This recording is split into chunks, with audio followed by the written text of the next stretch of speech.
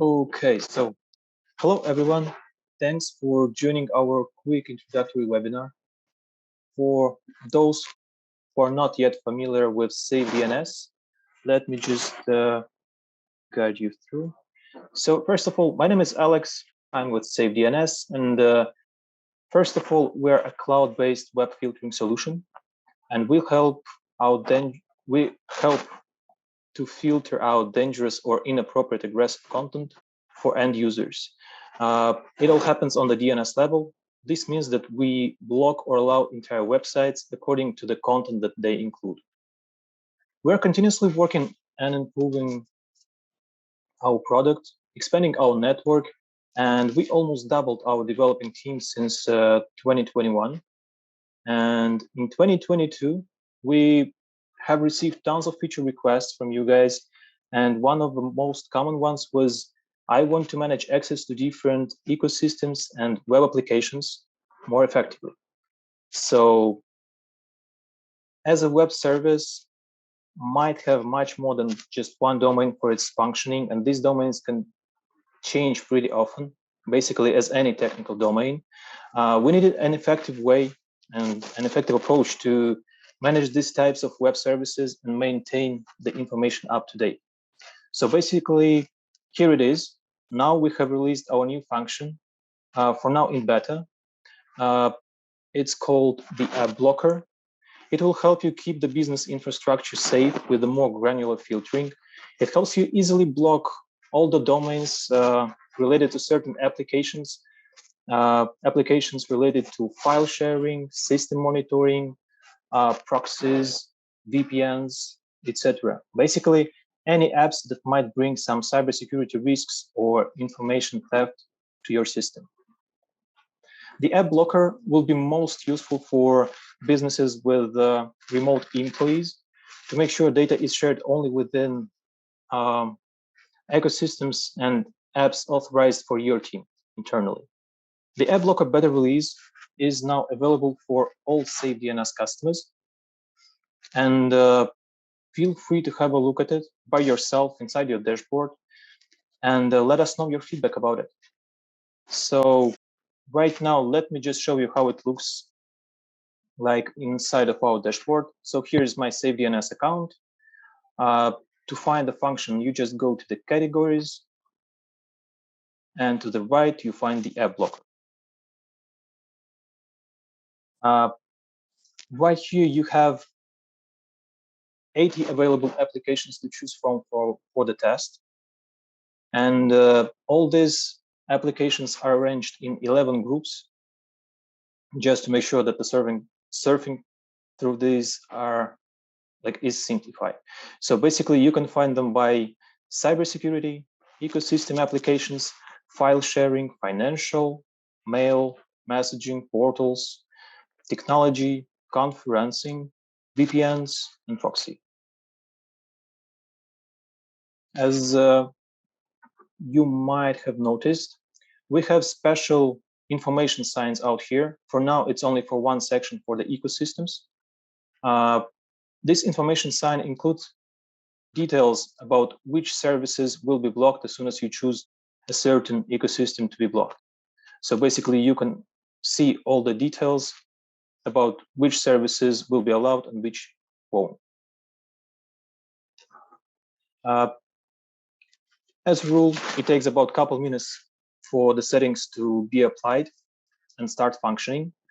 But in my case, I have already set this account up, and I'll be testing it on the example of the infrastructure, the ecosystem of Microsoft. So let me just show you how it works. 1 second. Let's say I'm just trying to type in Microsoft.com.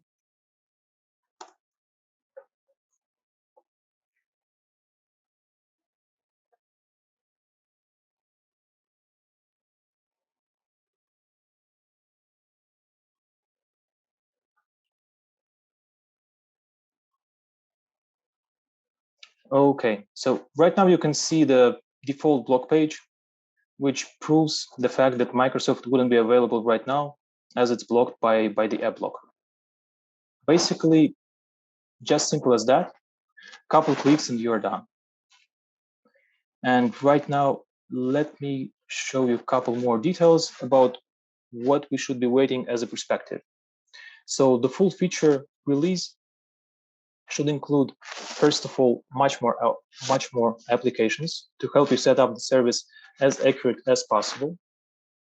It will include separated statistic reports, which will show you the most popular apps, of course, or be helpful at investigating certain cybersecurity incidents. Also, as soon as you choose and click on any app in the list, you will be shown a pop-up with the appropriate list of services or domains that are going to be blocked.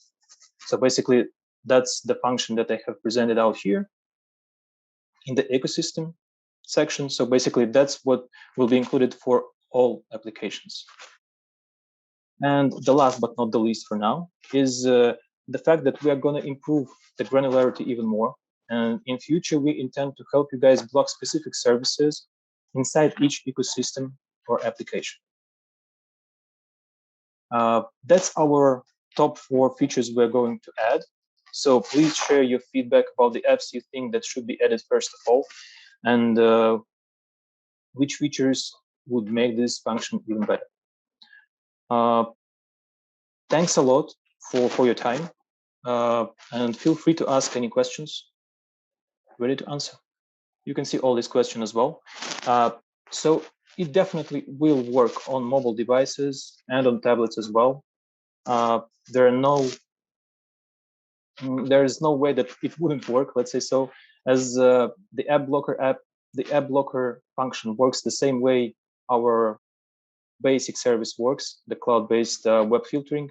And as soon as an app is using the DNS for its functioning, then the feature AppBlock will definitely work for any kind of device, regardless of the operating system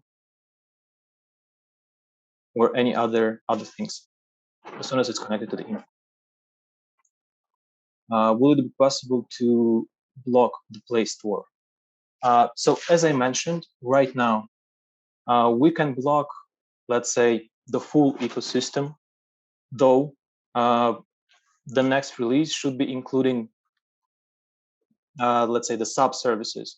So yeah, when we speak about, let's say, the Apple stores, it will be able to block it. And when we speak about any Android-based devices, it should be able to block them as well. So the answer is yes, but in the future release, not in the beta test right now. Any other questions, guys? Okay, so how will the deny and allow list work in this case? Basically, when we speak about the allow and deny lists, they always have priority over any other settings in the dashboard. So regardless of which categories you choose and which applications you try to block out here in the AppBlocker as well, any settings you make in the allow list or deny list will take priority at any point. Yeah, sure. The AppBlock will be available for all plans we have, so all the users can benefit out of it. So feel free to try.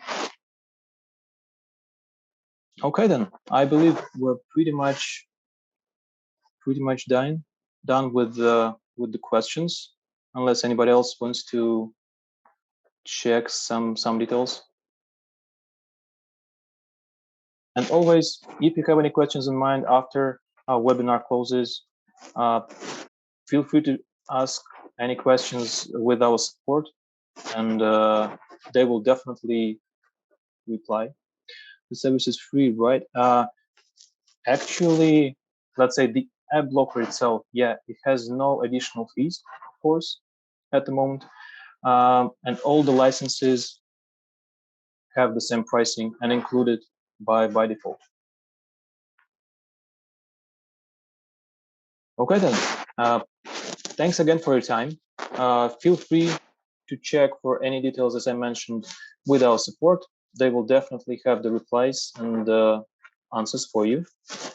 And see you at SafeDNS. Thanks.